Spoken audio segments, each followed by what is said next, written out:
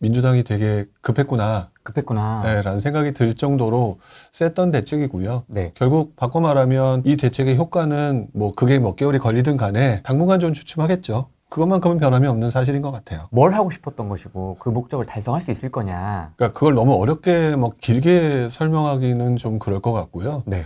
하도 제가 이제 길게 설명한다고 그래서 단순 명료하게 얘기하게 되면 네. 사지 마. 사지 마. 좋은데 사지 마. 좋은데 사지 마. 똘똘한 채 하지 마. 딱 그냥 그거라고 보시면 될 것 같고요. 지금 불 붙었는데 안 되겠다. 불 꺼야겠다. 딱 그냥 그 생각이 가장 먼저 앞선 대책이었다. 이렇게 간단히 보는 게 맞는 것 같아요. 네. 이제 그걸 근거로 해서 이제 앞으로 어떤 식으로 진행될 거냐, 앞으로 어떤 식으로 풍선 효과가 나타날 거냐, 어떤 부작용이 나타날 거냐, 이제 이런 부분들을 조금 더 고민하는 게 좀 더 현실적이지 않을까. 그러니까 대책을 가지고 너무 깊게 들어가게 되면 약간 좀 함정에 빠질 수가 있으니까 자기 스스로 그냥 일단 이번 같은 경우는 가장 사람들이 사고 싶어하는 똘똘한 채 이 부분에 대해서 예상보다 너무 사람들의 분위기가 심각해 보이니 사지 마라고 하는, 그래서 지금 요즘 많은 분들이 가끔 그러죠. 공산주의 같다고. 네. 그런 느낌이 들 정도로 지금 급하게 막았다. 이렇게 보는 게 맞는 것 같고요.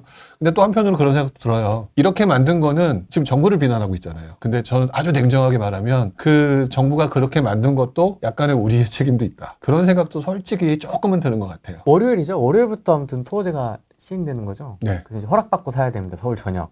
그렇죠. 거주 이전의 자유가 없죠. 그렇게 됐습니다. 갑자기 이만갑을 보는 듯한 느낌입니다. 네. 그래서 지난주까지 굉장히 바빴다고 합니다. 부동산들이. 네. 그래서 막 그 끝까지 이제 스케이트 날 밀어넣듯이 세입하려고 했던 사람들 되게 많아서 이렇게 밤늦게까지 북적거렸다. 네. 그리고 이번 주 들려오는 얘기로는 조금 그래도 이제 많이 한산해졌다. 그렇죠. 한산해질 수밖에 없죠. 뭐 지금 대출도 안 되는데 누가 할 수 있겠어요. 네. 요즘 같은 때 집을 살려고 하니까 힘들지. 집값이 내려가면 사라. 뭐 이렇게 얘기한 정치인의 이야기도 좀 기억에 남는데. 그래서 더 열받게 만드셨죠.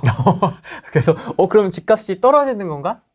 이런 생각도 좀 들기도 하고. 그러니까 이게 뭐냐면 그네들도 할 말이 없는 거예요. 제가 볼 때는. 네. 할 말이 없는 거고, 규제 정책이라는 것 자체가 뭐 집값이 떨어진다는 걸 떠나서 이제 걔네들 표현에 의하면 집값 안정이겠죠. 집값이 좀 안정되면 그때 사도 되지 않냐. 어떻게 보면은 굉장히 현실적인 얘기는 맞는 것 같거든요. 냉정하게 보면. 네. 근데 이제 지금 약간 조급함도 있었고, 그 다음에 그것 때문에 사야겠다라고 마음 먹었던, 하지만 그건 결국엔 대출로 사야 되는 그런 사람들한테 지금 상처도 줬고 열받게도 했기 때문에 지금 그 어떤 말이 합리적으로 들리지 않는 그런 시기면 틀림이 없는 것 같아요. 근데 이 627도 있었고 어쨌든 뭐 아주 약했던 97도 있고 했었는데 왜 이렇게 하반기에 많이 오른 거예요? 핵심적으로? 뭐 97이냐 그걸 떠나서요. 제가 그 부동산 얘기할 때 보면 부동산의 공식이나 원리 같은 것보다 저는 항상 얘기하는 게 심리 얘기 되게 많이 하잖아요. 심리. 딱 그거예요. 제가 볼 때는. 지금 심리가, 지금 그 많은 사람들이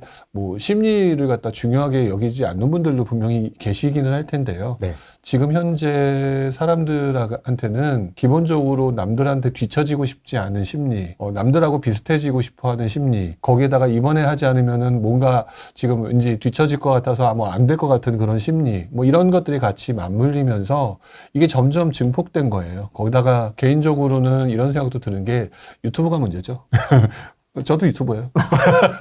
근데 거기서 말을 하는 내용을 자세히 보게 되면 공급 부족이라고 하는 부분, 사실 공급 부족이라고 하는 거 다 알잖아요. 근데 이 공급 부족이라고 하는 부분이 아마 여러분들이 그렇게 심리적으로 위축되게 하는데 굉장히 큰 영향을 미쳤을 거예요. 굉장히 크게. 그것들이 미쳤는데도 불구하고 조금 그래도 한번 어떻게 좀 괜찮지 않을까? 뭐 정부가 뭐 하지 않을까라고 했던 사람한테 이번 97 대책이 누군가가 거 봐라 라고 떠드는 사람도 있었고, 그러지 않아도 불안한 사람들, 이런 사람들한테 다 그냥 완전히 휘발유를 끼얹어버리는 그런 상황이 됐던 것이 아닌가 이렇게 보고요. 결국 그 모든 것들은 심리다. 그리고 공급 부족이라고 하는 부분 때문에 저도 여러 번 얘기하잖아요. 중장기적으로는 결국 이 공급 부족에 되게 큰 영향을 미칠 거다. 그래서 오를 수밖에 없을 거다라고 얘기를 하지만, 단기적으로 이 심리의 급격한 이동은 그 사이가, 이게 심리의 급격한 이동은요, 한마디로 말하면 산과 산 사이에 보면 약간 그 뭐랄까? 그 건너가는 다리 있잖아요. 흔들 다리. 네. 그런 다리를 지나가게 만드는 그런 상황을 만드는 것 같아요. 그래서 누군가는 잘 건너가지만 누군가는 떨어져서 다치는,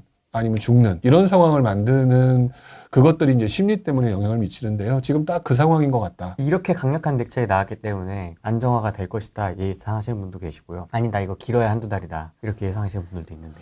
근데 그 예상이라는 게 너무 어려운 부분이라서 쉽지 않은 부분인 것 같아요. 네. 그러니까 근데 제가 얘기하는 것들을 조금 잘 좀 들어주셨으면 하고 하는 부분 중에 하나가 이게 3개월이다, 4개월이다를 맞춰서 뭐 할 건데요? 지금 아무것도 못 하는데. 그러니까 잘 생각하셔야 되는 게 결국 이것들을 통해서는 무언가를 하겠다. 이런 생각이 있어서인 것 같다라는 생각은 들거든요. 근데 제일 중요한 거는 지금 현재 입장에서 보게 되면은 규제가 몇 개월이 될지 모르겠지만 분명히 영향이 크다. 그것만큼은 확실한 것 같고요. 네. 그럼에도 불구하고 이제 약간 좀 우스갯소리를 표현하는 그 의지의 한국인들은 아마 꿈틀꿈틀하면서 무언가 또 구멍을 찾기 위해서 무진장 노력을 할 거다. 지금도 뭐 구멍을 찾기 위해서 엄청나게 노력을 하시면서 뭐 예를 들어서 지금 보면은 뭐 빌라를 그 재개발 빌라로 간다든지 그다음에 오피스텔 투자를 하는 게 어떻겠는지 지금 계속 얘기가 나오고 있잖아요. 이런 식으로 지금 계속 얘기가 나오고 있기 때문에 거기서 강남이라고 하는 동네든 아니면 뭐 좋은 동네의 약점이 들어갈 수 있는 무언가가 있다라면 그 전파 속도는 상상을 초월할 거라고 생각이 들어서 또다시 꿈틀할 거라고 봐요. 근데 예전하고 좀 구멍이 다르네요. 옛날에는 구멍이 지방이었거든요. 네. 공시가격이든 어쨌든 아파트에서 일단 한번 훑자 이게 네. 그 다음 구멍이었거든요. 네네. 뭔가를 막았을 내려가는 것처럼. 네. 근데 이번에는 갑자기 재개발 빌라 얘기가 나오네요. 그게 왜 그러냐면 지금 말씀하셨던 철안이든 아산이든 그런 데에 간 게 바로 2020년, 21년이었단 말이에요. 근데 그때 가가지고 우리는 하나의 경험을 얻었어요. 그랬더니 많이 아프더라. 심하게 아팠습니다. 많이 아프더라. 그래서 그 감정이 우리들로 하여금 이번 몇 년 동안에 똘똘한 채 집중할 수밖에 없게 만들어버린 거예요. 즉 심리적인 부분을 제가 자주 얘기하는 그 내용 속에서 이전에 경험했던 부분이 이분들이 제가 뭐 경험이 많고 적고를 떠나서 경험을 한번 했잖아요. 와, 지방에 조금 애매한 걸 갔더니 많이 아파. 그런데 또 할 수 있겠어? 그러다 보니까 이전부터 계속 있어 왔었던 똘똘한 한 채라고 하는 그 어떤 기준이 그래, 이 말이 맞았어. 이러면서 일로 집중됐단 말이에요. 근데 이렇게 집중돼서 한번 크게 아프기 전까지 잘 안 바뀌거든요. 근데 그렇게 해서 지금 똘똘한테 집중했는데 똘똘한 채를 막는 과정에서 역시 여러분들의 심리는 똘똘한 한 채란 말이에요. 그러니까 똘똘한 한 채를 막았어? 근데 거기는 아파트니까 그러면 똘똘한 한 채를 하는 것만큼은 변함이 없으니까 그럼 뭐가 있을까? 라고 생각하니까 좋은 입지에 신축이 된 재개발 빌라를 쳐다보게 되는 식으로 의식의 흐름이 갈 수밖에 없는 거죠. 지금 그렇게 해서 넘어가게 되는 것 같아요. 그래서 저는 지금 오피스텔도 아마 지금 잠깐 얘기가 나오시는 분들이 있는데 과연 오피스텔이 뭐 경기도 뭐 예를 들어서 뭐 실제로 없겠지만 경기도 오산의 주상복합 오피스텔처럼 이렇게 됐다. 관심이 있을까요? 결국에는 서울에 있는 오피스텔 중에서 뭐 주거용으로 괜찮은데 이런 식으로 약간 또다시 풍선 효과를 노리는 그런 현상들 그런 것들이 당분간 이어질 거라고 보여지고요. 이 부분들을 과거부터 지금까지 계속 보게 되면 역시 경험이 되게 중요한 부분인 게 아파서 그래요. 아팠기 때문에. 그래서 지금 만약에 제가 지방이 기회입니다라고 얘기를 해도 저한테 반대적인 질문이 되게 많이 들어오시죠. 과연 지방이요? 근데 그분이 왜 그렇게 했느냐라는 생각을 해보면 전 두 가지 경우라고 생각해요. 첫 번째는 지방이라고 하는 곳들은 원래 좋지 않다라고 생각하셨던 분이 아무런 경험이 없이 하신 분이거나 네. 아니면 지방이라고 하는 것들을 들어가서 아팠던 경험이 있거나 아픈 것들을 봤던 사람이 볼 때는 이 말이 되게 이해가 안 될 수도 있는 거죠. 그러니까 결국 우리 머릿속에 있는 그 모든 생각은 똘똘한 한 채가 다 지배하고 있는 것 같아요. 똘똘한 한 채가 지배하고 있어서 이 부분에 대해서 모든 의식의 흐름과 판단이 글로 흘러가고 있는데 저는 지금 딱 변곡점인 것 같아요. 똘똘한 한 채가 무너져가는. 무너져가는? 네, 똘똘한 한 채가 무너져가는 변곡점이다. 왜냐하면 변곡점이 지나기 전까지는 모르는데 그 기억하시는지 모르겠지만 제가 얼마 전부터 똘똘한 한 채라고 하는 그 패러다임이 점점 무너질 가능성이 높다라고 얘기를 해왔고 아마 여기서 얘기를 했는지는 잘 모르겠어요. 그렇게 하는 가장 큰 이유가 저는 여러분들의 생각은 과거의 경험으로 인해서 명확하게 굳어졌지만 그 굳어진 경험을 바라보는 정책 당국자들은 에이 똘똘한 한 채가 다주택자들이 집을 너무 많이 사니까 이것들을 막기 위해서 똘똘한 한 채라고 하는 부분의 혜택을 줬는데 이게 이번 상승에 엄청나게 영향을 미치는 부작용이었단 말이에요. 맞습니다. 그렇기 때문에 이거를 막아야겠구나라고 얘기하면서 지금 정책 당국자들이거나 몇몇 국회의원이나 이런 사람들이 똘똘한 한 채가 어쩌고저쩌고 얘기하면서 지금 뭐 얘기하고 있어요. 보유세 늘린다는 얘기 나오잖아요. 뭐 가액 기준으로 하겠다든지. 그 보유세 가액 기준이라는 게 그 무엇을 타겟으로 하고 있느냐. 똘똘한 한 채잖아요. 똘똘한 한 채가 그렇게 가액이 높아졌으니까. 우리는 가액이 높아졌으니까 그것이 누구는 그걸로 엄청 벌었잖아요. 그러니까 엄청 벌었으니까 그거를 이용해서 나도 돈 벌어야지라고 하지만 이미 정책 당국자의 입장과 생각은 지금 바뀌어가고 있는 상황 아닌가? 이 부분을 생각해 볼 필요가 있지 않을까요? 전 그래서 지금 똘똘한 한 채라고 하는 시장이 이제 여러분들이 경험으로 통해서 그것이 구체화되고 굳건하게 굳어지고 있지만 오히려 반대적으로 그것을 또 변화시키고 운영시키는 정책 당국자들은 이미 또 변하고 있다. 그러면 여러분들은 무엇을 따라야 되느냐? 힘센 놈을 따라야 되지 않을까요? 그러니까 이제 똘똘한 한 채라는 키워드가 지금 계속 이어지고 있는데 네. 조금 느낌이 다른 것 같기도 하고 다른 듯 같은 것 같기도 하고 그래서 이제 문재인 시즌2다 베네수엘라가 될 거다 뭐 여러 가지 얘기들이 막 이렇게 설왕설래가 있는데 문재인 정부 때하고 좀 비교를 해보면 어떤 공통점과 차이점이 있을까요? 그러니까 저는 과도하게 문재인2라고 얘기하시는 것에 대해서는 되게 조심스러운 입장이에요. 왜냐면은 사실 솔직히 저도 제가 먼저 한 가지를 먼저 짚고 넘어가자면 보면 이번에 10월 15일에 나왔던 대책을 보고 되게 많이 실망을 했어요. 정부예요? 네, 되게 많이 실망을 했던 게 뭐냐면 진짜 사람들이 얘기하는 문재인 정권 2로 흘러갈 수 있는 소지를 만들 여파를 여전히 가지고 가는구나. 그러니까 부작용이 클 수 있다라는 거죠. 그런 부분들은 생각은 하고 있는 것 같아요. 근데 베네수엘라처럼 된다라든지 그렇게 말하기에는 아까 제가 그랬잖아요. 우리들은 똘똘한 한 채라는 경험 때문에 생각을 꼭 굳건하게 똘똘한 한 채라고 얘기를 하고 있지만 정책 당국자는 지금 그거를 바꾸려고 하는 것처럼 보인다. 제가 그 말씀을 드렸던 것처럼 지금 우리가 문재인2라고 얘기하는 것도 문재인 대통령 원 때 그 경험을 했으니까 그런 거잖아요. 근데 그때랑은 좀 시장 환경이 좀 다른 것 같아요. 왜냐면은 일단은 문재인 1과 문재인 2라고 그냥 표현해서 얘기를 하자면 문재인 1 때 그 엄청나게 급등했던 2019년, 보통 2019년 어게인을 많이 얘기를 하시거든요. 2019년을 얘기를 하게 되면 2019년도는 모든 사람이 부동산 투자라는 것들에 대한 것들을 인식했을 때예요. 모든 사람들이. 바꿔 말하면은 그전에는 부동산에 관심이 없었다라는 거죠. 그렇기 때문에 수요가 엄청나게 많았었던 거고, 그리고 그 당시에는 규제라는 게 아직은 엉성해서, 사실 규제 여러분들 기억하시겠지만 아마 강력한 규제는 2019, 20, 21, 이 3년에 집중됐잖아요. 맞습니다. 바꿔 말하면 그때 나왔던 규제는 여러분들한테 강하게 규제를 했지만 처음부터 강한 규제가 아니라 찔끔찔끔 막음으로 인해서 여러분들이 이동할 동네에 그걸 갖다 우리는 풍선 효과로 불렀었죠. 그 포지션들을 할 수 있는 구조였거든요. 다주택자도 할 수 있었고, 그 다음에 실수요자, 갈아타기를 할 수 있는 실수요자도 할 수 있었고, 초보자도 할 수 있었고, 이래서 우리의 수요는 무궁무진했고, 그 다음에 그것들이 이동할 동네가 너무너무 많았는데 우리는 경험이 없었어요. 지방이 이렇게 무너질 줄 몰랐죠. 그러니까 되게 갈 데가 많았거든요. 근데 지금 문재인 투라라고 하는 이 시장의 상황을 지금 보게 되면은요, 이미 우리는 경험을 했다라는 내용이 요즘 돌고 있더라고요. 근데 우리는 이미 경험했다는 내용이 뭐 이미 우리는 이전에 경험을 했다 뭐 이렇게 얘기를 하시는데 그 부분에 대한 한 가지를 더 생각을 해보면 우리가 그때 경험했던 부분이 지방에는 가면 안 된다라고 하는 또 다른 그 생각과 똘똘한 채가 최고다라고 하는 것들이 좀 더 굳건해졌잖아요. 굳건해졌기 때문에 지금 사람들이 수요가 특정 지역이나 특정 시점에 되게 몰린 것 같아요. 몰린 것 같은데 한 가지 조금 자세히 들여다보게 되면 조금 제가 요거는 조금 불안하다라고 느껴지는 것 중에 하나가 아까 문재인 원 때는 다주택자고 초보자고 갈아타기 수요자고 모구 간에 전부 다 지역에 상관없이 할 때도 많았다. 수요는 무궁무진했다 그랬잖아요. 근데 지금 요즘 막 움직이는 사람들을 자세히 보게 되면 그리고 얘기를 나누다 보면 다주택자들은 아무것도 못해요. 지금 아무것도 못하고 있거든요. 그러니까 다주택자 손발들은 다 묶여 있는 거고, 그럼 지금 움직이는 사람들이 신문에서도 나오는데 전부 다 갈아타기 수요자들, 그리고 30대, 40대가 주력이라고 얘기하잖아요. 그러면 30대, 40대가 보통 먼저 나오는 세력이 아니거든요. 기본적으로 다주택자라든지 아니면 40대, 50대가 먼저 움직이고 난 다음에 마지막에 나오는 세력이란 말이에요. 그러니까 지금 다른 애들은 다 묶였고, 그러니까 그 다주택자 묶였죠. 지방 가가지고 다친 애들도 못 움직이고 있죠.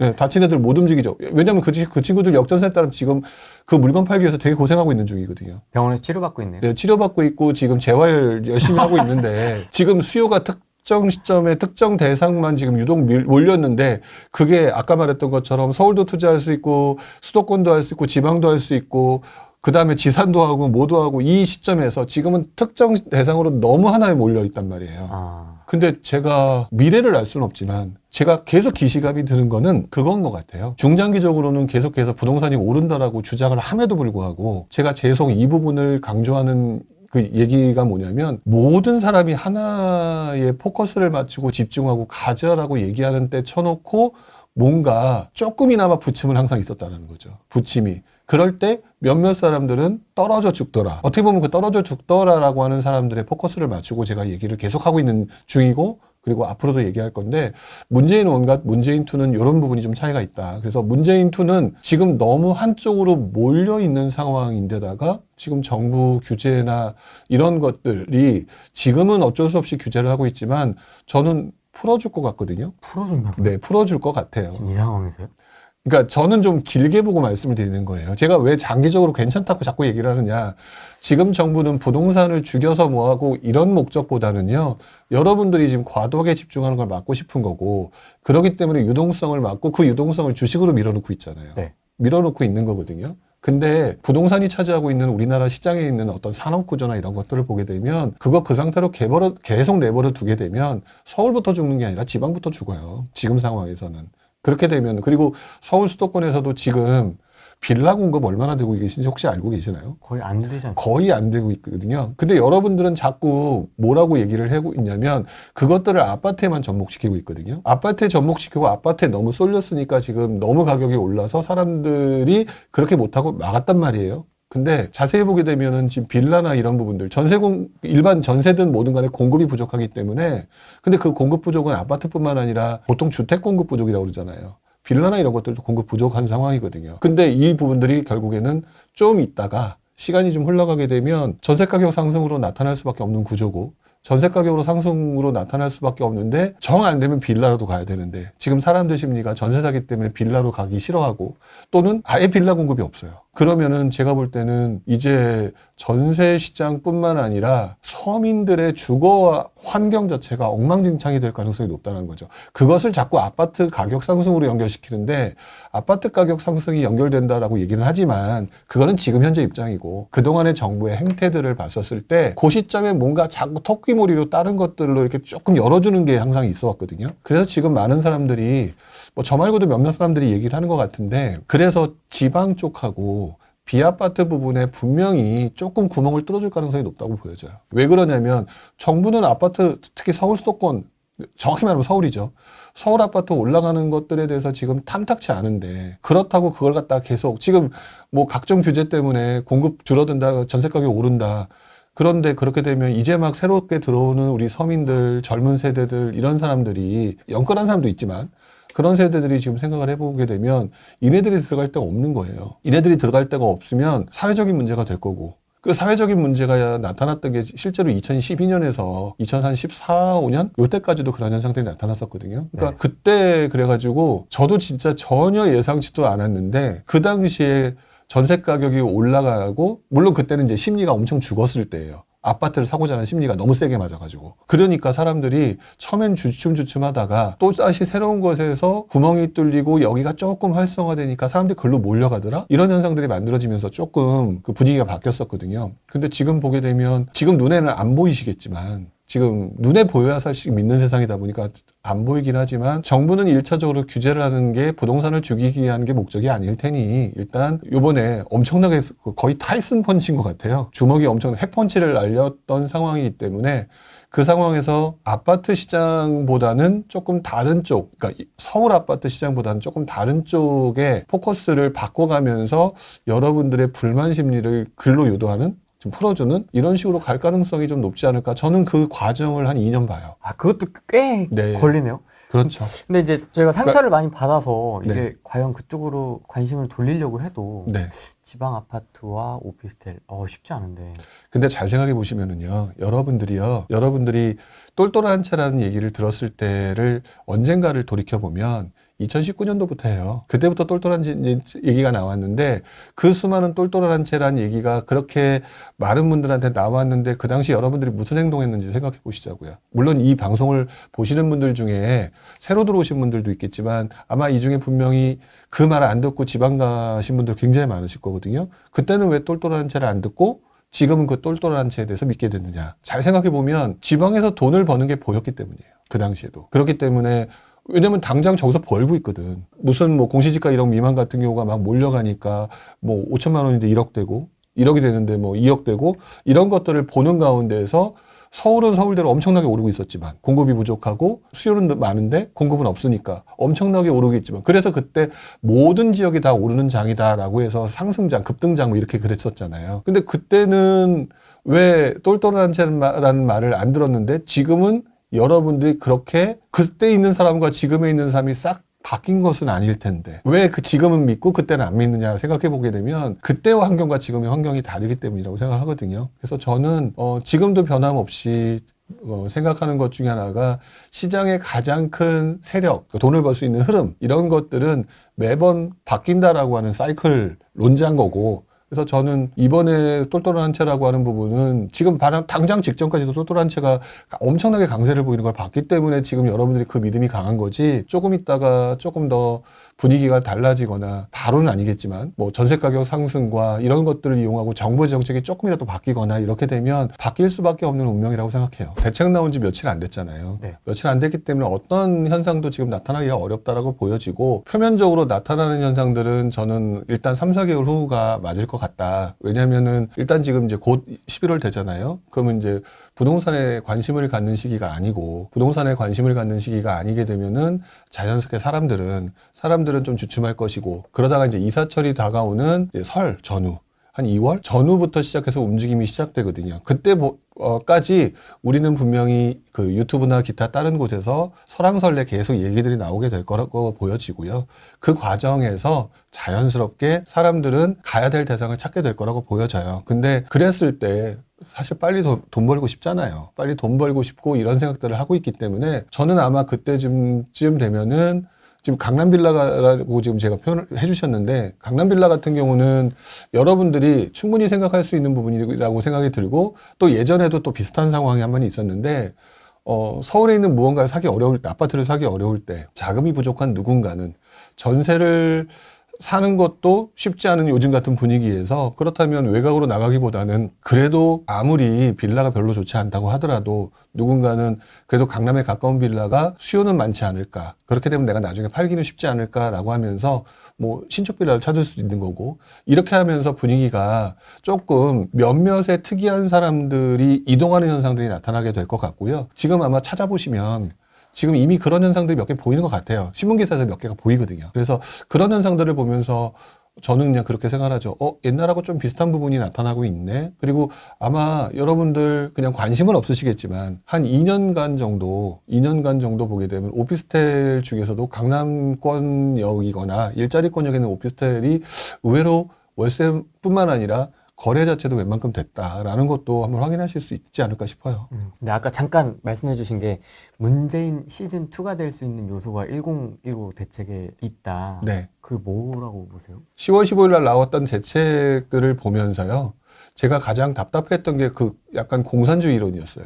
공산주의로? 그러니까 뭐냐, 거주 이전의 자유를 막는 거. 그러니까 저는 개인적으로 거주 이전의 자유를 막는 것들이 그러니까 가장 큰 문제라고 생각을 하거든요. 여러분들이 문재인 1을 경험하면서 문재인 2를 얘기하고 있는 게 그 강력한 규제가 결국에는 우리들의 심리를 못 바꿨다. 이 경험이 있는 거잖아요. 그러면 그쪽에 계신 분들이 그거를 좀 생각해 보셔야 될 것 같은데 이소부화처럼 이소부화에서 나오는 거 있잖아요.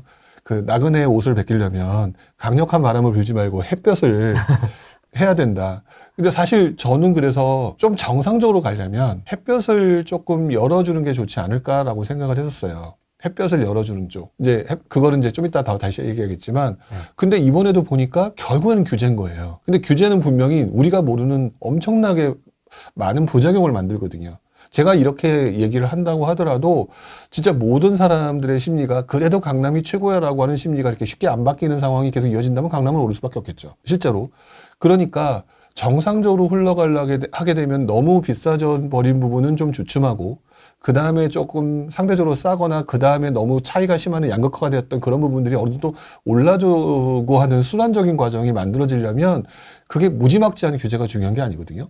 그래서 저는 개인적으로 이번에 그 거주 이전을 못하게 하는 토지거래 허가제가 중요한 게 아니라 오히려 차라리 있는 사람이 살려고 했잖아요. 그렇다면 보유세를 올렸어야죠. 그거 준비하고 있는 것 같던데? 그러니까 지금 제가 그게 잘못됐다고 여기는 게 결국 이번에 또 강력한 규제를 하고 난 다음에 결국 남는 건 또 다른 경험이잖아요.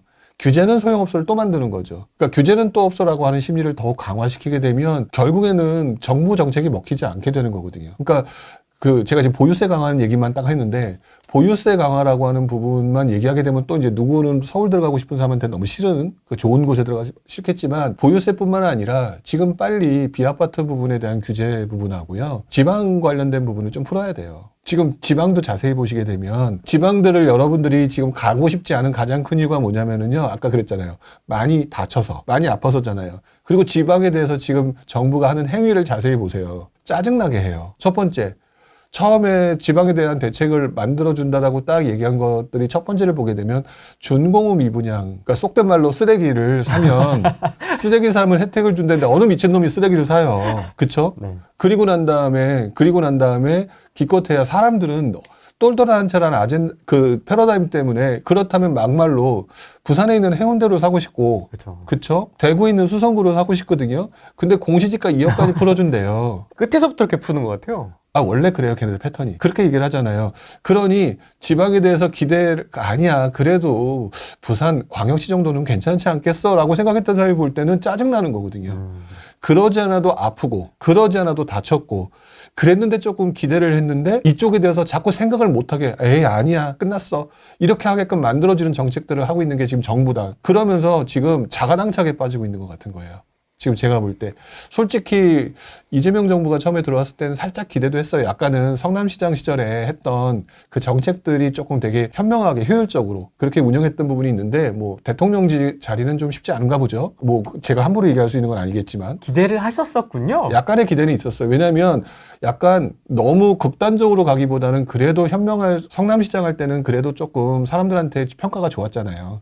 그러니까 그래요? 예, 그랬기 때문에 그런 부분들을 보고 있었는데 결국 더 높은 자리는 어떤 여러 가지 요소가 있는지 몰라도 그러다 보니까 지금 제가 보면서 이번에 10월 15일 대책을 딱 보면서 느끼면서 조금 안타까웠던 것 중에 하나가 규제는 규제를 부르고 규제는 사람들로 하여금 자꾸 부작용을 가게 만들고 그래서 어떻게 보면 뭐 지방을 살리고 뭐 전국들이 양극화를 해소하겠다면서요. 그러면 누를 거면 얘를 풀어주든지 그게 아니라 얘네들은 찔끔하고 얘네들은 왕창 누르고 그러니까 이쪽에서 똘똘한 채를 보는 사람들은 그냥 계속해서 똘똘한 채 그래 저렇게 계속 규제를 하게 되면 문재인 틀릴 수밖에 없어 이거에 대한 어떤 확증 심리를 더욱 강화시켜주고 그래서 나중에 정책이 잘 안 먹히게 만들고 지방은 지방 나름대로 아예 관심을 끊어버리게 만드는 그런 형식이 나오고 있는 것 같아서 이번 대책은 저도 개인적으로는 좀 많이 내가 예상했던 거랑은 또는 내가 기대했던 거랑은 좀 많이 다른데 이런 생각을 좀 하게 됐던 것 같고요. 근데 그럼에도 불구하고 저는 결국 시장의 큰 물줄기는 변함이 없다라고 보는 게 이렇게 얘기를 하게 되면은 결국 그 중간에 전월세 시장의 불안이 100% 껴와요, 이제. 그게 이제 중기적으로 나타날 거라고 보여지기 때문에 중기적으로 전세 시장 불안이 껴지게 되면 그러지 않아도 지방 같은 경우는 지금 전세가율이 70몇 %, 기본적으로 이러잖아요. 서울 같은 경우는 뭐 심지어 20몇 %도 있더라고요. 저는 제가 투자하면서 단 한 번도 보지 못한 전세가율이었어요. 재건축이 아닌데도요? 재건축이 끝난 거죠. 너무 새 아파트니까.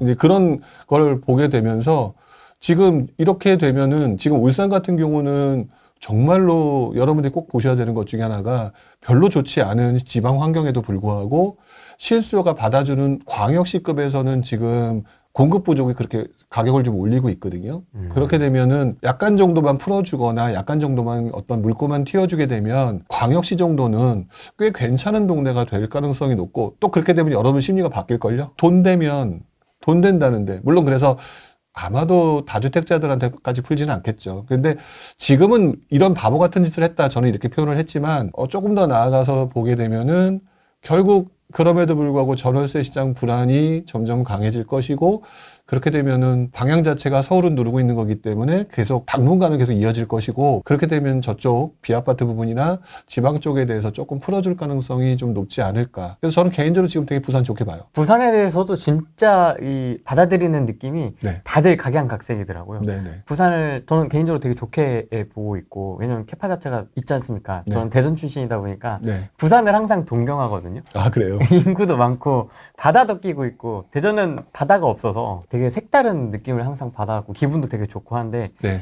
근데 어떤 분들은 또 노인과 바다다 음. 뭐 일자리가 없어서 점점점 뭐 이렇게 좀 각양각색이더라고요 받아들이는 게. 저는 썩어도 준치란 표현을 쓰는 게 맞는 것 같아요. 사실 부산이라고 하는 동네를 떠나서 지방장의 도매급으로 다 넘어갔잖아요, 지금 다들. 네. 물론 뭐 예를 들어 중소도시급까지 지금 쳐다볼 정도의 상황은 절대 아니니까 그러면 지금 지방광역시가 그나마 낫다라고 보는데 그 노인과 바다라고 지금 표현하셨잖아요. 노인은 거주 안 하나요? 노인밖에 없으니까 쇠락의 느낌인 거죠. 그러니까 쇠락의 느낌인데 그분들은 밥 안 먹고 시장 가서 뭐 안 사고 그러진 않을 거라고 보여지고요. 그리고 지금 말씀하신 것처럼 그냥 지방이 쇠락이라고 얘기하지만 결국 대한민국은 지금 노인들이 많아져요. 결국에는 그랬을 때 상대적으로 그 노쇠화되는 속도가 늘어나긴 하겠죠. 당연히. 저는 근데 그거는 대한민국 전체의 문제인 것 같고 저는 단기보다는 좀 아니면 장기적으로 보게 되는데 지금 현재 투자라는 거는 단기 행위를 하면서 왜 자꾸 장기적으로 일어날 일을 가지고 얘기를 하는가 그런 생각을 하거든요.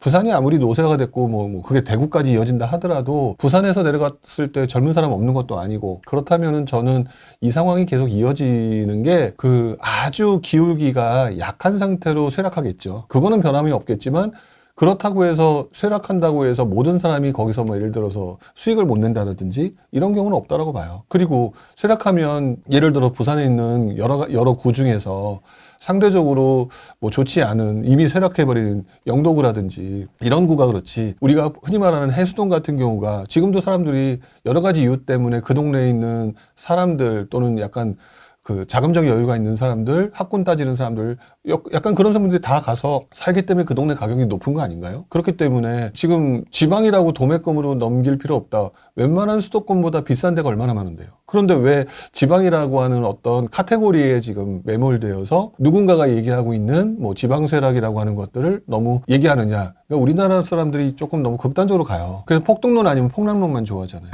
지방이라는 키워드도 그 똘똘한 한 채 같은 이미지가 좀 약간 강하게 박힌 느낌? 그러니까 부산을 가서 보더라도 여러분들 가서 부산 가서 임장한다라고 하면 영도구 가서 보진 않을걸요? 그렇죠. 당연히 해운대부터 가고 수영만 주변부터 딱 훑을 거예요. 당연히. 그리고 학군지하면 동래구를 그 다음에 갈 것이고 아마 그 세 개 빼고는 기억나는 데가 없을걸요? 아니면 서면에서 술 먹든지 이 정도밖에 없을 거란 말이죠. 이미 우리 쪽 머릿속에 있는 것들은 그러면 우리가 거기만 보고 있다는 얘기는 외부 수요도 거기가 보고 있는데 내부 수요도 거기 보니까 우리가 그 얘기를 알아들은 거잖아요. 그럼 저는 투자자들은 뭐 아니면 나중에 거기서 기회를 노리는 사람이든 그 동네만 보면 되지 않을까요? 근데 자꾸 그걸 갖다 부산을 싸잡아가지고 좀 나쁘게 얘기하거나 그렇게 얘기하게 되는 거는 그거는 정말로 저는 도 지역에 군 지역에 해당되는 얘기라고 생각해요. 단기적으로는. 중장기적으로 일어나는 일을 우리가 벌써 얘기하지 않는 게 좋을 것 같다. 우리는 그 전에 죽을 것 같다.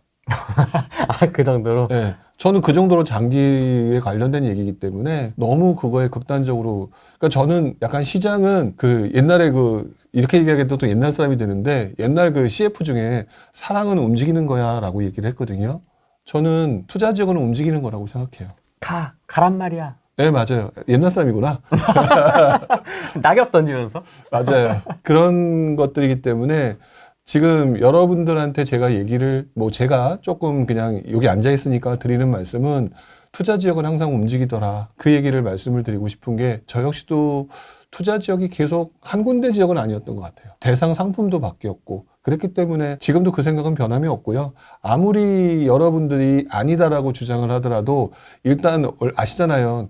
경험 많은 꼰대는 자기 생각 잘 안 바뀌는 거. 네. 그게 왜 그러냐면 자기 경험, 지금 아까 뭐 똘똘한 채에 대한 경험, 지방 가서 아프다는 경험 다 그게 자기 경험이거든요. 그 경험들이 어느 정도 들어오고 하게 되면 그게 쉽게 바뀌진 않은데 저 같은 경우도 그 부분은 안 바뀌게 되는 것 같아요. 항상 투자처는 바뀌더라. 이것들을 기준으로 시장을 보게 되는 것 같아요. 근데 아까 모 지역에 그 전세가 진짜 거의 없다라고 얘기를 해주셨는데 시작하기 전에요. 네, 앞으로 전세가는 좀 어떻게 될 거라고 보세요? 수도권 기준으로? 여러분들이 상상을 초월할 정도로 처음 겪는 경험이 되실 거다. 지금 제가 지금보다 나중을 자꾸 얘기하는 가장 큰 이유는 그때가 아마도 여러분들한테 투자하기 정말 좋은 기회다라고 생각하기 때문에 제가 이렇게 얘기를 하는 거거든요. 제가 그거를 언제 느꼈었냐면 2012년 이후부터 2017년, 8년 요때까지 경험을 했었는데요. 물론 또 옛날 얘기니까 감이 안 오실 수도 있을 텐데 아마 여러분들이 전세 가격이 굉장히 많이 올랐다.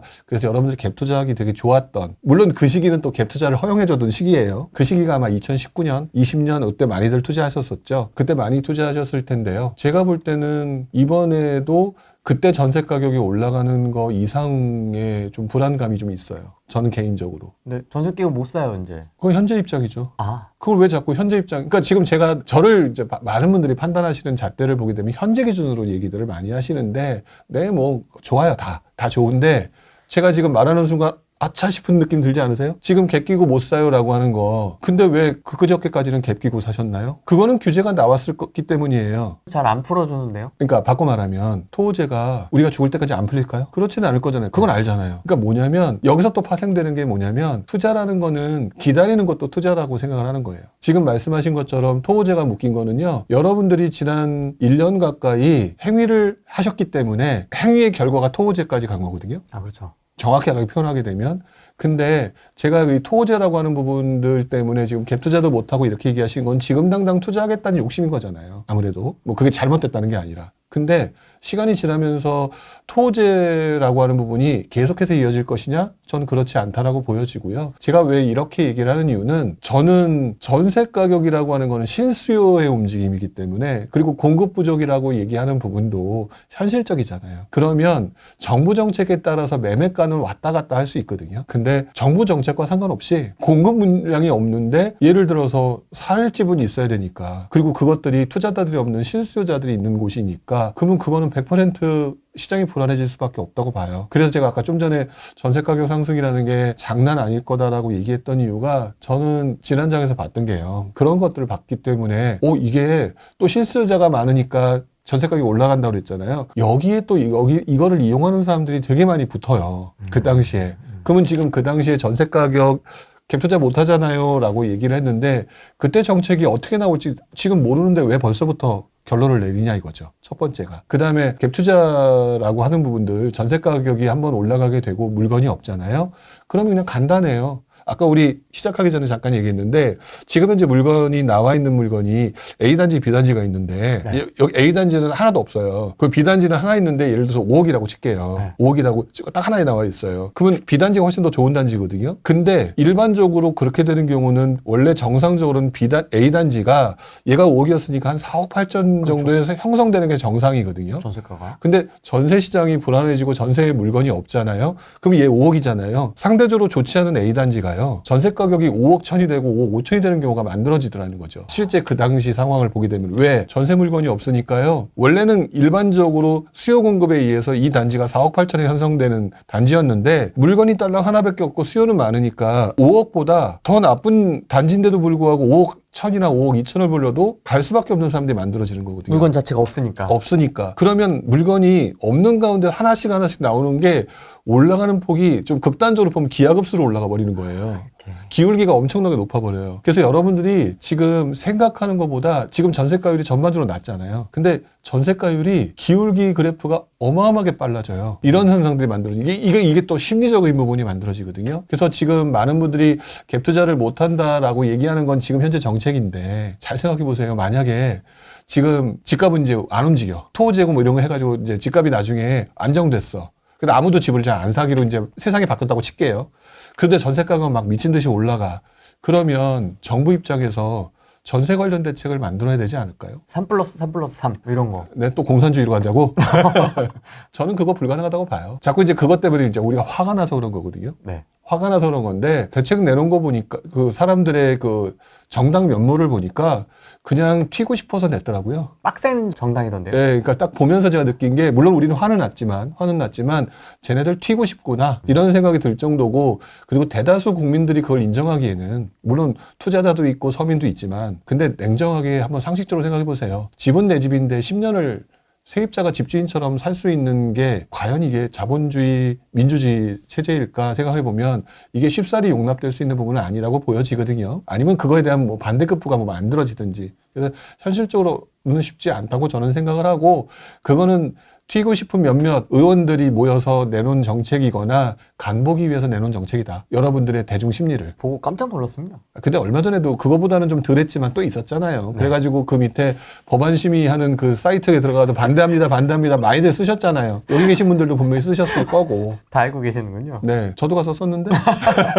저도 싫죠. 그러니까 똑같아요. 그렇기 때문에 그런 부분들은 저는 현실적으로 이루어지기는 좀 어렵지 않을까라고 보여지고요. 물론 이제 그거보다 조금 더 약한 것들을 또 시도하려고는 하겠죠. 그리고 또 나중에 지금 4년 이번에 한 것처럼 또 그게 6년까지 갈지 그것까지는 제가 확실하게 안 됩니다라고 얘기는 못 하겠지만 어쨌든 중요한 거는 전세 시장이 이렇게 딱딱해지고 경직되게 되면 이것들에 대한 부작용들은 커질 수밖에 없고 결국 그러면 전세 가격을 미친 듯이 올릴 수밖에 없죠, 사람들은.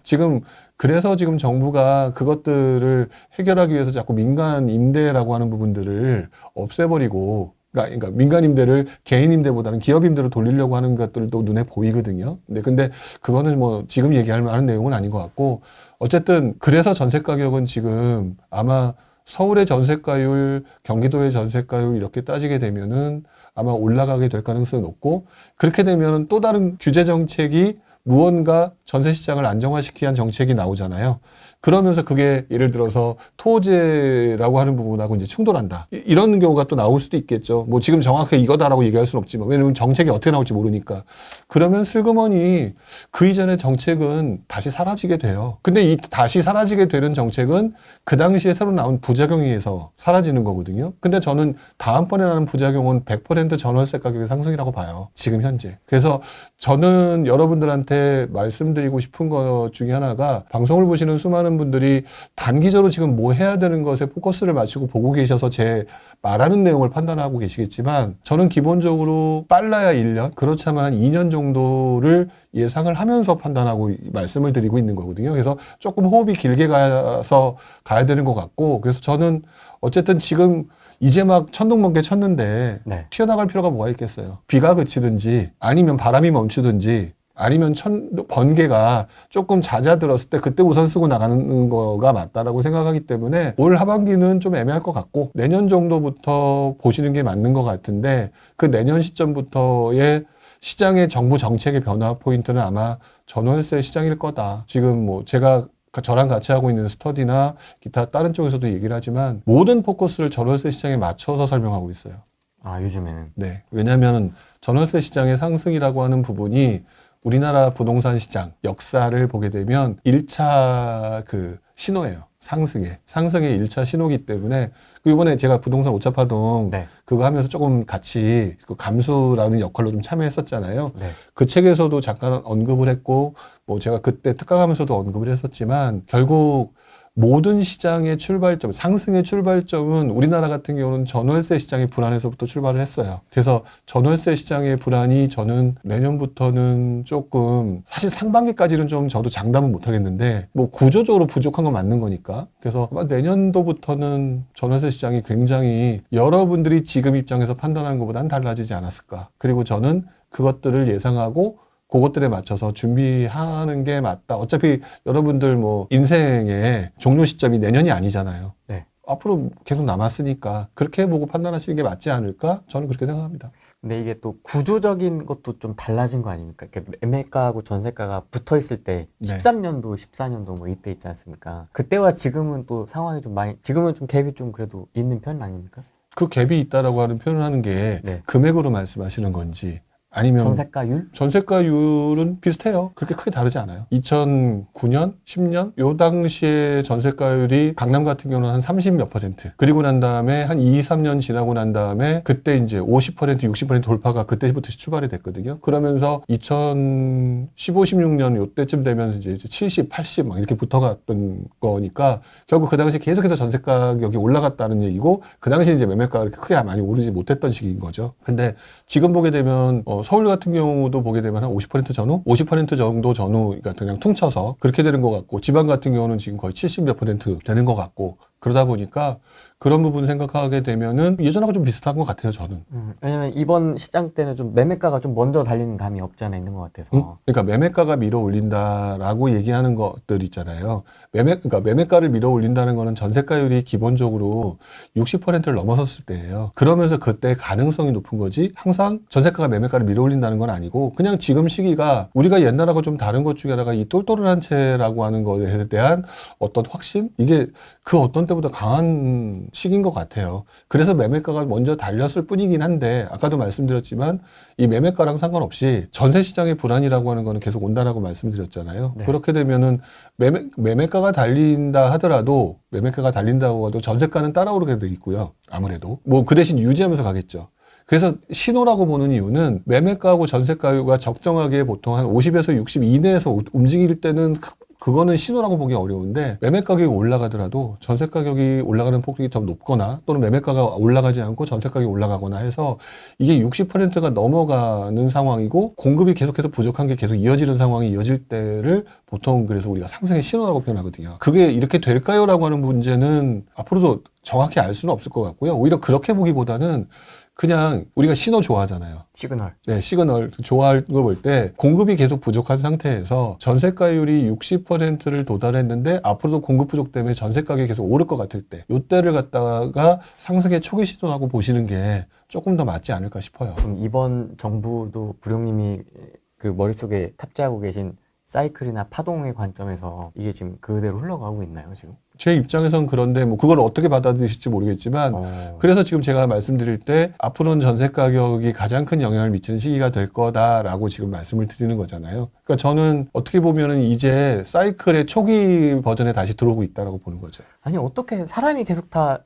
그러니까 정치인도 그렇고 시장 참여자도 그렇게 다 바뀌었는데도 네. 어떻게 그렇게 똑같이 가요? 아니, 사이클이라고 하는 부분이 그걸 갖다가 너무 그게 뭐 대단한 것처럼 생각하셔서 그런 건데요. 좀 달라져야 아니, 되는 근데 거 그거는 본질적인 요소라고 생각이 드는 게요. 네. 비싸면 사나요, 원래? 그러면 떨어지는 거거나 가만히 있는 거거든요. 근데 누가 몰려들어 사요. 그러면 막 몰려가죠. 그러니까 저는 이게 어떻게 보면은 인간의 본성과 조금 연관이 되어 있다고 생각이 들어요. 보통 많은 분들이 저도 그 얘기를 할 때마다 항상 사람들이 이렇게 생각한단 말이야 라고 생각을 하기는 해요. 하는데 우리들이 가끔 가다 이제 어떤 얘기를 할 때 보면 과거 역사를 통해서 미래를 알 수 있다 이런 말하는 분들 되게 많이 들어봤잖아요.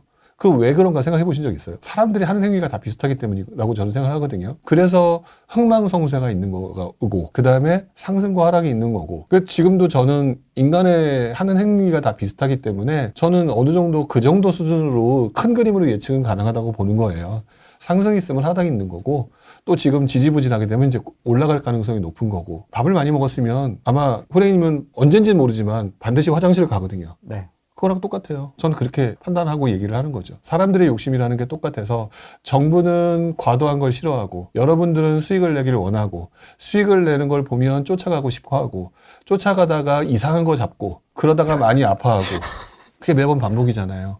전 지금 그 얘기를 하고 있는 거죠. 그럼 정부도 이번에 또 똑같은 실수를 하겠군요. 지금 상황에서는 부작용이 좀 커질 것 같다라는 생각이 좀 들기는 하는데 판단하기 너무 어려운 시기면 틀림이 없죠. 되게 말하기가 어려운 부분 중에 하나가 뭐냐면 전 지금도 계속 기시감이 오는 것 중에 하나가 그 부분이거든요. 아까도 말씀드렸던 것처럼 부동산 시장은 우상향이거든요. 그러면 저는 장기 상승이라고 계속 얘기를 하고 있는 중이기 때문에 하락론자는 분명히 아닌데 네. 이거를 지금 단기적으로 자꾸 마치라고 얘기하는 거거든요. 미분적분을 통해서 마치래요. 근데 이놈의 시장이 미분적분이 안 나오는 시장이니까. 왜냐면은 정부 정책이 이렇게 예상대로 안 나오기도 하고 막 황당하기도 하고 이런 시장이니까요. 그래서 저는 개인적으로 항상 말씀을 드리는 게 그거에 대한 답을 드리기 전에 아마 상승세가 계속해서 이어질 것 같아요. 계속해서 이어질 것 같은데 조금 걱정되는 게 되게 많은 사람이 다치기도 할 것 같아요, 지금 멋모르고 들어간 사람들 중에서 조금 과도하게. 뭐 다칠 만한 게 있을까요? 이제 함부로 그런 거 이상한 거 안 할 것 같은데. 근데 영끌했던 사람들 있잖아요. 네. 영끌했던 사람들 입장에서는 지금 모든 사람을 대상으로 타겟해서 지금 말씀드리는 게 아니라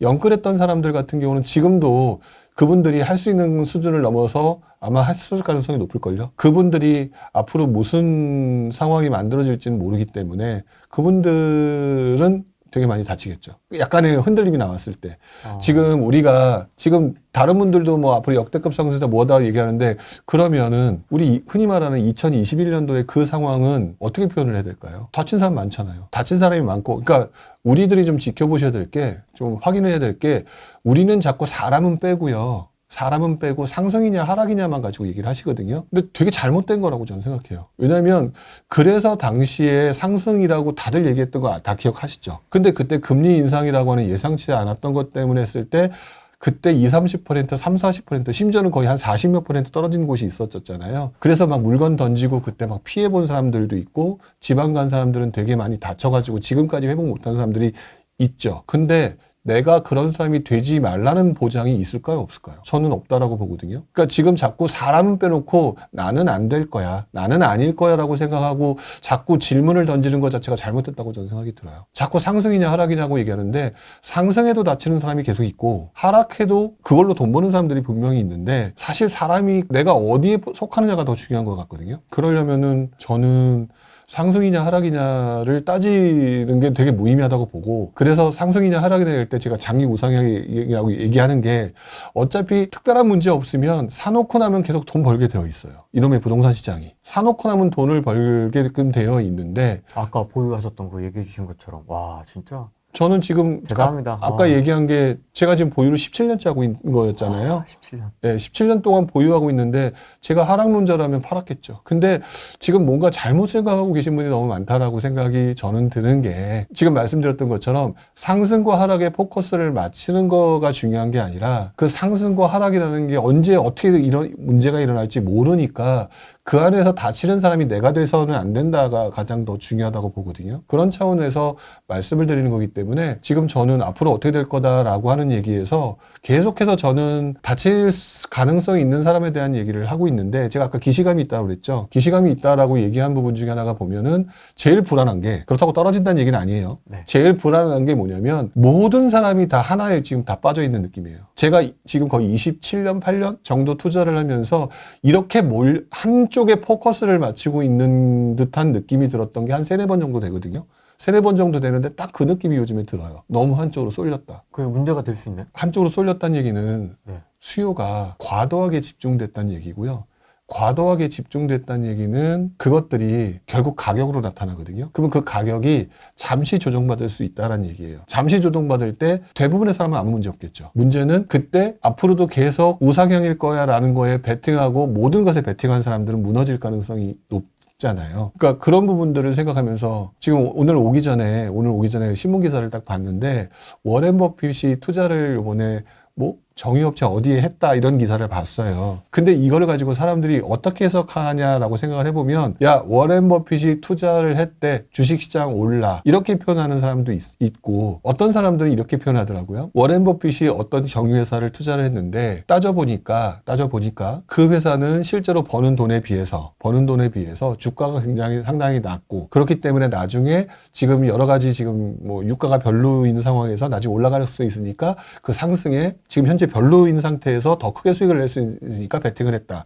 이렇게 세부적으로 들어가는 얘기를 하시는 분들도 있더라고요. 네. 그러니까 저는 지금 대부분의 사람들은 전자를 얘기하고 있는 것 같다는 느낌이 들어요. 저도 부동산 가격이 저는 쉽게 떨어지기는 어렵다라고 보는 거는 사실인데 지금 현재 상황에서 누군가 다칠 수 있는 그런 구조적인 조금 애매함? 그러니까 너무 한쪽으로 쏠려버린 그런 부분들이 지금 현재 되게 커 보인다라는 것 때문에 자꾸 얘기를 하는 거죠. 그래서 부장님은 오를 거니까 사세요 이런 얘기를 잘 안 하시는군요. 그렇죠. 어차피 제가 살한다고 사면은 그건 좀 정상적이 아니라고 봐요. 왜요? 믿음과 신뢰가 있는데. 자기 생각이 없는 거잖아요. 조금 더 냉정하게 말하면. 투자를 하는데 저는 그 되게 못된 버릇이라고 생각을 하거든요. 투자를 하는데 자기가 투자를 하고 이번에 한 번만 한 것이 아니라 2번, 3번, 4번 계속 반복할 거잖아요. 그러면 까딱 잘못하면 그 중에 한 번 실수를 하게 될 수 있어요. 분명히. 근데 그거를 갖다가 물론 이제 사람들의 본능이라고 저도 생각이 들기는 하는데 투자를 할 때 보면은 그 과정이 고통스럽거든요. 공부하는 과정이. 그러니까 좀 믿을 만한 사람들의 의견을 가지고 믿고 하려고 하고, 그러니까 자기가 과정을 생략하려고 하는 거죠. 자기가 과정을 생략하려고 하고, 그래서 틀리면 그 사람한테 책임을 넘기는 행위를 해요. 저는 그게 조금 이상하다는 생각을 좀 많이 하죠. 왜 그렇게까지 할까? 왜냐면은 내가 평생에 5번의 큰 투자를 한다라고 얘기를 하게 되면 그 5번의 투자를 100% 하다가 마이너스 500% 한번 먹고, 그 다음에 또 100% 한 사람보다 그냥 20% 계속 한 사람들이 계속 이어졌을 때, 한 10년 정도 됐을 때 수익률을 따져보게 되면 마이너스 수익률이 안 나는 사람들이 훨씬 더 수익률이 높거든요. 이게 흔히 말하는 기하급수인데, 이렇게 하는 투자가 되려면 내가 조금 알아야 되죠. 근데 그것들을 물론 이제 제가 말하는 것에 반대적으로 난 당신의 생각은 이렇게 되니까 좀 틀린 것 같습니다. 오히려 이런 분들은 괜찮아요. 그러다가 만약에 제 말이 맞고 그분 말이 틀렸으면 그분은 수정하실 거잖아요. 역시 마찬가지로 반대로 저도 제가 틀렸으면 또 수정을 할 거고. 근데 아무 생각 없이 하는 사람들은 가장 많이 되기 쉬운 게 호구가 되는 거죠. 부동산 쪽에 계신 분들 좀 더 냉정하게 말하면 야바이꾼 많다는 얘기들 많이들 하시잖아요. 네. 누가 야바이꾼이고 누가 진짜인지는 아무도 몰라요. 근데 그 사람들의 말을 믿고 투자를 한다? 왜 자기 인생을 남한테 의존하고 나중에 문제 생기면 비판하고, 이게 의미가 없잖아요. 전 그렇게 생각하기 때문에 제 말을 믿는 것도 잘못이고, 믿는다가 중요한 게 아니라 그 밑에 그 논리를 이해하고 믿는 게 맞는 거겠죠. 그게 더 맞다라고 생각이 들어서, 부동산과 관련된 수많은 유튜버들, 뭐 저를 포함한 수많은 유튜버들이 무슨 말을 하든지 간에 걸러서 들을 수 있는 능력이 되기 전까지는 제대로 된 투자자라고 말하기가 어렵지 않을까? 좀 더 이렇게 생각을 하죠. 그래서 저도 가끔 메일 받거든요. 이제 저한테 보낸 메일은 아니겠죠. 이제 어떤 나오신 분에 대한 메일을 이제 저한테 잘못 보내신 건데, 네. 뭐 1억으로 어디 하고 싶은 거 있는데 좀 추천해 주세요. 뭐 이런 메일 받습니다. 뭐 밑도 끝도 없이 정말 자기 소개나 뭐 자기 현황이나 이런 것도 아무것도 없이 내가 1억 갖고 있는데 뭐 하나 해야 되겠습니다. 추천해 주세요. 이런 메일이 아침에 막 오거든요. 그러니까 여러분들이 세상을 아직 잘 모르는 부분들이 많다라고 보는데, 좀 저는 더 냉정하게 얘기할게요. 저한테 그런 메일 많이 올 것 같으세요? 적게 올 것 같으세요? 엄청 올 것 같습니다. 많이 오거든요. 많이 오는데 제가 답변할 것 같으세요? 안 할 것 같으세요? 안 할 것 같습니다. 안 해요. 왜 안 하냐면은요, 처음엔 답변을 했어요. 제가 처음에 이제 이 바닥에 등장을 한 게 2008년이거든요. 네. 2008년에 등장을 해서 2010년, 11년까지는 많이 안 오니까 꼬박꼬박 답변을 했어요. 그 당시에 2011년, 12년까지 답변을 했던 것 같아요. 네. 답변을 했는데요. 그 다음에 제가 되게 놀랬던 게 뭐냐면, 제 말을, 그 3가지 부류가 있더라고요. 제가 말한 거를 이용해서 강의하는 사람이 나타났고요. 두 번째 부류가 제 말을 이해를 잘못해서, 해석을 잘못해서 뭐라고 하는 사람들이 생겨났어요. 그러니까 네가 그때 잘못해가지고 그랬다. 그리고 세 번째 부류는 잘 됐어요. 네. 근데 아무 말이 없어요. 근데 나중에 봤는데 자기 실력으로 된 것 같이 표현해요. 세 가지 경우 다 별로네요. 별로였어요. 그래서 저는 여러분들도 꼭 아셔야 되는 게, 되게 모르고들 그렇게 하시더라고요. 저는 되게 불쌍한 스토리를 이어서 쓰시는 분들 있잖아요. 저는 지금 뭐 이렇게 힘들게 사셔가지고 뭐 어쩌고저쩌고 이렇게 얘기를 하잖아요. 전문가들이 그런 분들 더 싫어해요. 그런 내용 쓰시는 거 그렇게 하면 나한테 설명해 주겠지라고 얘기하는데, 그런 사람들이 다 그렇게 생각하고 다 비슷하게 보내요. 저도 처음에 그렇게 답변을 했다. 근데 가장 많이 상처를 받은 거는요, 두 번째예요. 정확하게 이해 못하고 결국에 그 책임을 그 상대방한테 돌리는 사람. 아니, 절박해서 물어봐서 답변을 해줬더니, 그러면 그것들에 대해서 생각을 하고 본인이 판단하기 어려우니까 의견을 준 거잖아요. 근데 너 때문에 그랬다라고 얘기하는 거 보면서 되게 뭐지? 근데 제가 냉정하게 말씀을 드리면은요, 그렇게 3가지 부류가 있다고 그랬잖아요. 첫 번째 부류는 많지 않아요. 근데 두 번째 부류가 거의 대부분이에요. 본인은 안 그럴 것 같다라고 지금 아마 이 라이브 방송을 보시는 분들이 있을 거예요. 근데 제가 경험한 바에 의하면, 그래서 여러분, 그런 분들이 의외로 많고, 그렇기 때문에 여러분들 어디서 메일을 보내잖아요? 그리고 메일을 보내면 그분들도 잘못 보내서 심지어 어떻게 했냐면, 쉽게 말하면 이런 거예요. 불용, 후랭이, 빠숑, 어디 해가지고. 단체 메일처럼. 단체 메일로 보내서 한 놈만 걸려라. 맞아요. 한 놈만 걸려라. 근데 맞아요. 그 내용을 보게 되면 굉장히 불쌍해서 이 사람을 도와줄 수밖에 없게끔 하는 스토리를 적어서 보내시는 분들이 되게 많은데요. 저희 쪽 사람들 중에 상당수는 그거 다 이미 알고 있어서 답변을 더 안 해요. 모르셨을 거예요. 맞아요. 저도 들어가 있더라고요. 뭐 이렇게 단체로 한 40개, 50개 이렇게. 그러니까 저는 처음엔 너무 불쌍하다는 생각이 들어서 답변을 했는데 나중에는 그렇지 않다라는 사람들이 훨씬 더 많아서 그래서 나중엔 무슨 문제가 생기느냐 진짜 절박해서 물어보는 사람들의 메일이 사라져버리는 제가 어떻게 하겠어요. 그런 류의 사람들이 워낙 많으니까 그런 류의 메일들 속에 파묻혀서 진짜 필요한 사람들조차도 안 되는 거죠. 이런 상황들이 만들어진다는 거죠. 그럼 이제 이 내용을 듣고 아무 원망도 하지 않겠다, 탓도 하지 않겠다. 네, 그러고 원망한다는 메일도 있었어요. 그렇기 때문에 여러분들 그렇게 보내신다고 해서 답을 주는 분이 있으면은요, 아마 전문가로 등장하신 지 얼마 안 되신 분일 거예요. 가능성이 높아요. 그러니까 이미 굉장히 많은 사람들이 그렇게 행동을 해왔기 때문에. 진짜 수도 없이 많이 받겠네요. 활동하시면서. 몇천 통 받았죠. 와. 몇천 통 받았는데 몇천 통 그 받으면서 그 느낀 똑같은 패턴에서 다시 한번 확신을 하는 거죠. 사람들의 패턴은 다 비슷하구나. 근데 저희끼리 모여서 가끔 이제 자주 하는 얘기는 아닌데 이런 얘기를 몇 번 하다 보면 가끔 이제 이런 것 때문에 난감해하는 얘기들을 맞아요. 서로 이렇게 나누거든요. 근데 보면은 그분들이 하고 항상 얘기하는 내용 중에 꽤 많은 내용이 절박해 보이는 내용 속에서 숨어있는 칼날이 보일 때가 많다는 얘기를 해요. 물론 이게 제 표현이지만 그분들이 하는 얘기가 아니라 그렇기 때문에 그 메일 보내서 뭔가 해결하려고 하는 게 날로 먹겠다라고 하는 심리로 받아들여지는 수도 있다. 그러니까 내 생각과 남의 생각은 다르다는 거죠. 그래서 여러분들이 스스로 하려고 하는 그리고 가능하면 다른 방법으로 예를 들어서 뭐 전문가들한테 배우고 싶거나 뭐 알고 싶거나 다른 방법을 하시는 게 훨씬 더 유리할 것 같아요. 그렇죠. 부동산에 매물 달라고 할 때도 같은 방식이네요. 단체 문자로 네. 백날 돌려도 제대로 된 매물 안 준다. 직접 통화하고 찾아가고 공을 들여야 좋은 매물을 준다.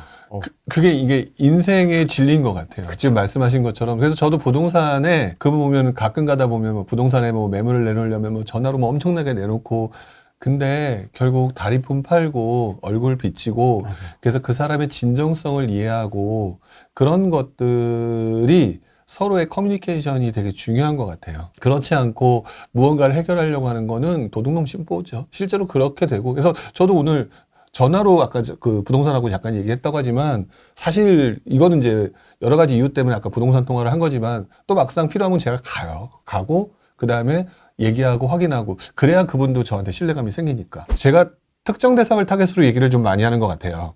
조금 다칠 만한 사람들. 네네. 그렇게 되다 보니까 듣는 사람들에 따라서 해석이 달라지는 것 같다. 그래서 지금 말씀하신 것처럼 주어를 좀 명확히 해서 말씀을 좀 드리자면 돈에 여유가 있는 분들, 서울 사는데 아무 지장 없는 사람들 왜 고민하세요? 그냥 사면 돼요. 머뭇거릴 이유가 없다. 머뭇거릴 이유가 없는데 지금은 더 머뭇거릴 이유가 없어요. 왜? 지금 대출이라고 하는 내 돈 아닌 유동성을 이용해서 사는 사람들이 사라졌으니 이걸 팔 수밖에 없는 급한 사람들은 싸게 내놓을 수밖에 없는 구조잖아요. 싸게 사서 비싸게 팔아야 된다는 대원칙에 부합하고 장기적인 우상향이고 가장 좋은 입지라고 하는 서울의 어떤 대상이라고 한다면 이거를 안 알고 자꾸 막 어떻게 해야 되나요? 라고 얘기하는 것 자체는 엄청난 문제가 있는 거죠. 하는 게 맞죠. 어차피 우리가 살고 있는 사회는 자본주의고 그 종이돈으로 돌아가는 사회이기 때문에 인플레이션이 강해질 수밖에 없고 그다음에 인플레이션이 강해지게 되면 또 문제가 이제 금리가 또 올라가는 문제도 있고 근데 자기는 문제 없잖아요. 하셔야죠. 하는 게 맞고요. 나머지 사람들은 지금은 안 하는 게 맞다고 봐요. 그러니까 나머지 사람은 안 하는 게 맞다는 게 그러니까 뭐냐? 이것도 또 명확히 해야 되겠죠. 그러니까요. 서울을 지금의 유동성, 그러니까 지금의 그 대출이라는 거 이런 거 받아서 할 수 없는 사람들이 지금 어제 그제 급하게 했잖아요. 급하게 했다는 얘기는 내 돈이 없다는 얘기잖아요. 근데 지금 막혔잖아요. 그런데 억지로 어디 가서 예를 들어서 달러돈 얻어가지고 금리 높여서 해봤자 나중에 혹시라도 금융시장이나 이런 거에서 조금 안 좋은 영향이 미치게 되면 본인한테 바로 화살 날라오잖아요. 이런 분들은 안 하시는 게 더 나아요. 근데 저는 개인적으로 제가 좋게 보는 거는 서울, 경기의 B급 지역이에요. B급? 네, B급 지역이에요.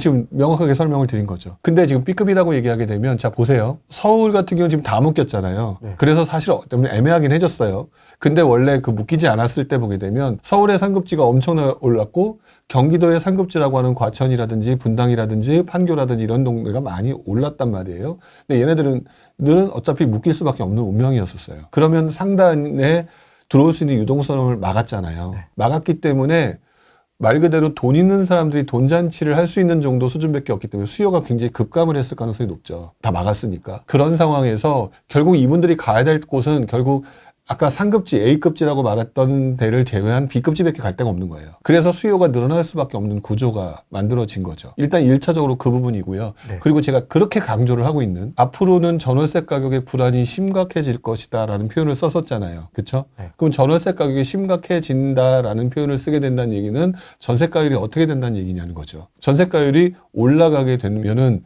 지금 전세를 끼고 사는 가격에 대해서 추가 투자금 대비해서 오히려 뭐 시장이 충격받아서 가격이 떨어질 수도 있고 아니면 반대로 또 전세가격이 올라갈 수 있다 보면은 전세 갭이 붙는 상황이 상당히 빨라지겠죠. 속도가, 기울기가 빨라지겠죠. 그러면 투자 자금 대비 수익률이 높아질 수밖에 없는 구조예요. 네. 상급지 가서 길게 보고 나중에 뭐 20억짜리가 50억이 된다 이런 기대를 갖고 상급지에 들어가는 사람들한테는 할 말이 없는데 그거보다는 조금 중기적으로 보는 관점이라면 지금 자체가 일단 상급지의 상단은 그 유동성을 막아버렸고 결국 갈 수 있는 보통 사람들이 풍선효과라고 얘기하잖아요. 풍선효과라고 얘기할 수밖에 없는 그 지역에 갈 수 있는 수요들이 늘어날 환경이 만들어진 데다가 그리고 지금 구조적으로 공급 부족으로 해서 전세 가격 상승이 만들어진다면 그리고 오히려 전월세를 끼고 매수하는 금액이 도리어 줄어들 수 있는 좋은 기회가 만들어진다는 거죠. 그렇게 해서 만들어지잖아요. 그러면 어디서 돈 벌었대라고 얘기하게 되면 사람들이 몰려들어요? 안 몰려들어요?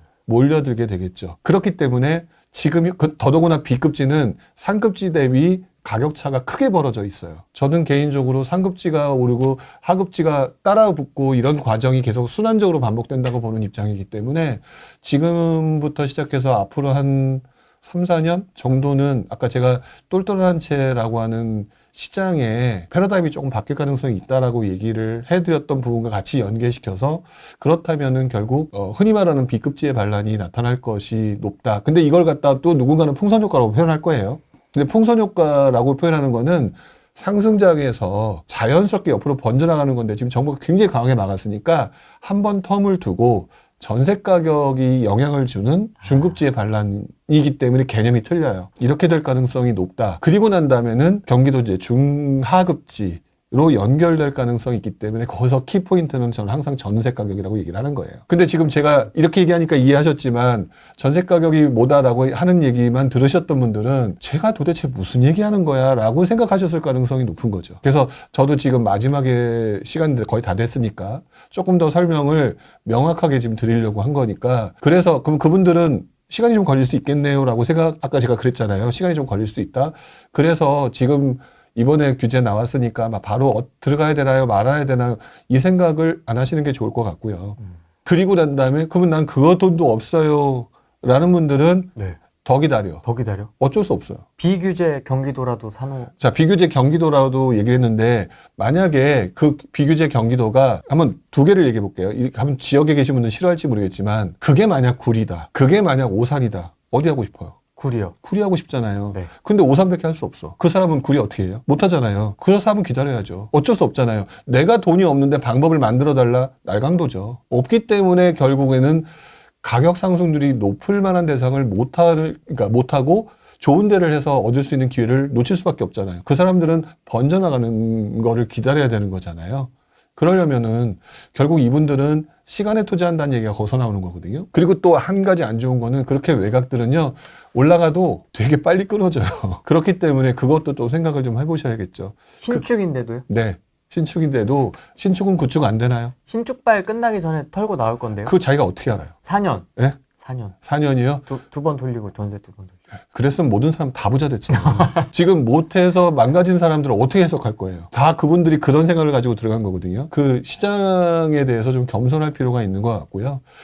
시장에 대해서 자꾸 사람들한테 여러분들이 자꾸 전망을 내놔라 라고 얘기를 하기 때문에 전망을 내놓는데요. 그거는 여러분들이 내놓으라고 해서 내놓는 거이기도 하고 그래야 조회수가 올라가기 때문에 내놓는 거이기도 해요. 맞습니다. 냉정하게. 그런데 여러분들이 그 내용을 정말 맛깔스럽게 조미료처럼 잘 하시려면 그 내용이 틀릴 수 있다라는 내용도 함께 생각을 하고 받아들이는 게 제일 좋거든요. 그래서 저는 앞으로 여러분들 투자를 하실 때 돈 있는 사람들이 서울 가지고 시간 가지고 고민하실 건 하나도 없기 때문에 그냥 들어가서 엉덩이 붙이고 엉덩이 뾰루지날 때까지 앉아 계시면 되는 거고, 어설프게 돈이 없어서 중급지를 가야 되신다라고 한다는 분이라면 전세 가격 상승이 기회일 것이다. 그렇기 때문에 그 기회를 노리는 시차가 발생할 것이기 때문에 조금 더 좀 보시고 난 다음에 일단 이번 대책의 결과가 어떻게 나올지 보시는 게 좋을 것 같고, 진짜 돈이 없다라고 얘기하시는 분들이 땡깡 부리면 소용없어요. 돈 없는데 돈 많이 벌게 해주세요. 그래서 옆에 사기꾼이 달라붙는 거예요. 그런 분들한테는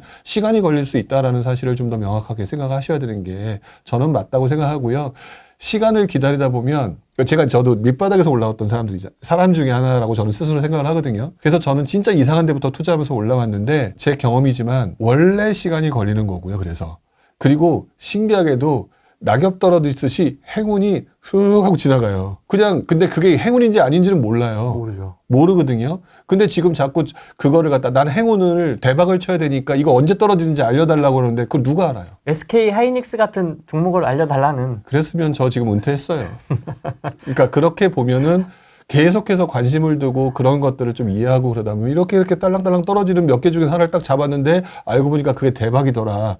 이렇게 되는 과정이 되고 난 다음에 다음 단계로 업그레이드 됐을 때 진짜 이 판에서 제대로 투자할 수 있는 능력이 생기는 거거든요. 아예 한 번, 두 번의 경험이 생겨가지고 B급지 됐으면 나중에 상급지 사는데도 그 경험으로 그냥 바로 칠 수 있는 거거든요. 근데 지금 보면은 하급지가 언제 빠질지도 모르고 시간이 얼마 걸릴지도 모르겠는데 난 할 수 있어라고 하는 의지, 제가 제일 싫어하는 소리가 그래서 열정이거든요.